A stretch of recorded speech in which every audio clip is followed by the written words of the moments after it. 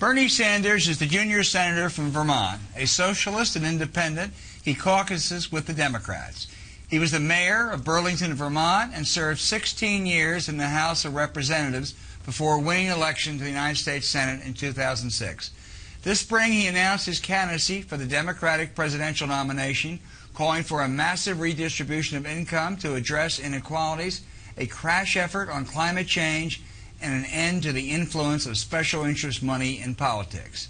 He had been considered a quixotic challenger to the formidable frontrunner Hillary Clinton, but he is drawing huge crowds in New Hampshire and Iowa, and last weekend came in a close second to Ms. Clinton in a straw poll at the Wisconsin Democratic State Convention. Bernie Sanders, thank you for joining us. Thank you for having me. Has this reaction in the last couple of weeks, the crowds, the Wisconsin straw poll, has that changed any of your thinking calculation about, hey, I may really actually win this thing? No, that's what I thought from the very beginning. We're in this race to win. And you think you can win? I do, Al, and I'll tell you why. I think the American people are very disillusioned with establishment, economics, and politics. They're working longer hours for low wages. They're seeing 99% of all new income going to the top 1%, massive and grotesque levels of wealth inequality in this country. People are worried about their kids. They understand we are the only major country on earth without a national health care program. They look in the politics of this country. What do they see? The Koch brothers and other billionaires buying elections. People want real change. We're going to get to some of those issues in just a moment. Let me just stay on politics for a second. You've said you'll win the New Hampshire primary. You think you'll win Iowa too? Look, we're doing very well. There's no question but that today Hillary Clinton is clearly far and away the leader in the polls. But I think we have the momentum. And if you look at the polls, we're closing that gap a little bit. So I think if we stay on message, if we continue our organizing efforts through our website, BernieSanders.com, if we get around the states, and we're going to run a very grassroots campaign now. What I'll be doing in Iowa this weekend is, I think, 5 town meetings. That's what we do in New Hampshire. That's what I think people want to see. We continue to doing that. I think we had a really good shot in both states. So you're as confident in Iowa as you are in New Hampshire? I think we've got, I'm not making any predictions here. Okay. We've got a long way to go. We are the underdog. We're going to be greatly outspent.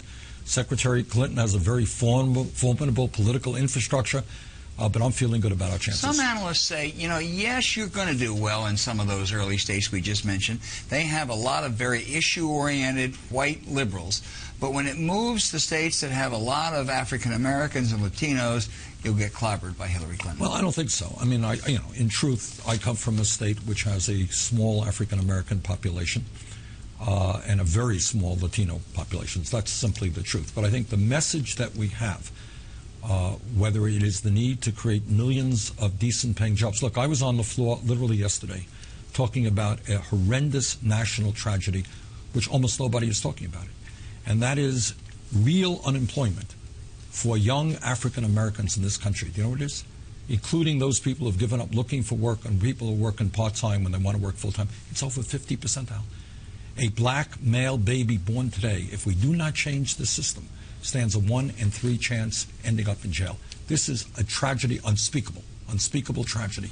These are the issues that I'm talking about. John Conyers and I have introduced a massive jobs program for young people around this country. I think the Hispanic and African American community will take note of what we have done over the years and what we will propose during this campaign. The other candidate in the field is Martin O'Malley, or another candidate. He is against the Trans-Pacific Trade Pact. He is attacking Wall Street. He wants to tax the rich more.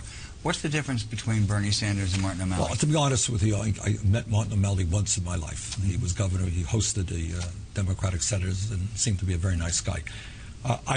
All I know is that for the last 30 years and more, I have taken on every element of the establishment. Okay, when I was mayor of the city of Burlington, we transformed that city into one of the most livable cities in America. I invite everybody to come to Vermont, come to Burlington, beautiful city. We took them all on.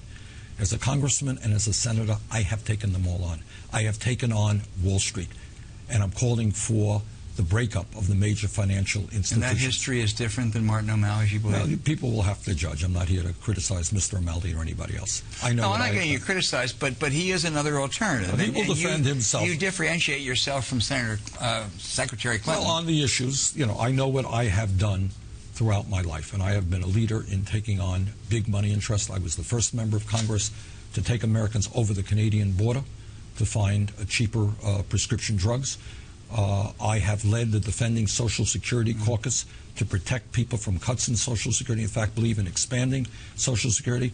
I'm glad Mr. O'Malley is against the TPP. I have been against every trade agreement since I've been in Congress, voted against NAFTA, CAFTA, permanent normal trade relations with China, and I'm leading the effort, helping to lead the effort on the TPP. You mentioned big money several times, and you've said that you're not going to be, you're going to get outspent in this race. No super PACs for Bernie Sanders. But the early reports are you're doing pretty well online and small donors. Give us an estimate of what you think you might be able to report. Well, here's the story, and I want to spend a minute on it. Yep. Because this is a huge issue. And you ask me why people are coming out to our meetings in large numbers. There is profound disgust over the Citizens United Supreme Court 5-4 decision, which says to the Koch brothers and other billionaires they can essentially buy elections and buy candidates. And very few people I know, including a lot of conservatives, think this is what American democracy is about. This is oligarchy. And we've got to be honest about it. And the media has got to be honest about it. We can't say, oh, well, that's the way it is. It's not the way it is. Billionaires should not be able to buy elections. So, needless to say, I'm not going to get a whole lot of support from billionaires. I don't want their support. I don't need their support. I don't have a super PAC. But to answer your question, since we've been in this race for all of 5 weeks, I'm trying to think here, I think we have gotten close, well, certainly over 150,000 individual donations. And you know what they average? $40 a piece. Now, the question is... So doing quick math, working for Bloomberg, that means you've raised more than $6 million already. Yes. Will you top 10 by June 30th, you think? We'll see. I think we will. You think you will? But here's the point, though, and this is the more important point. The question is, given Citizens United Supreme Court decision, can any candidate representing the working class, the middle class, who is prepared to take on billionaires, can you win elections? Can you win elections? Or is this country's political system so corrupt that it is only people beholden to big money who can win? That is a profound question. The only way to change that would appear to be a constitutional amendment. And, gosh, it's been, 25 years since we amended the Constitution. That's really a tough I mean, this is a very difficult issue. What we could do, certainly I have co-sponsored legislation for a constitutional amendment. I believe right now what we can do is pass disclosure legislation, which means that if the Koch brothers or any other billionaire wants to put ugly 30-second ads no more dark money. Exactly. And their faces are going to have to be on those ads. Yeah. And thirdly, in my view, if you really want a dynamic democracy, you've got to move to public funding of elections. This is a hugely important issue that impacts every other issue facing America.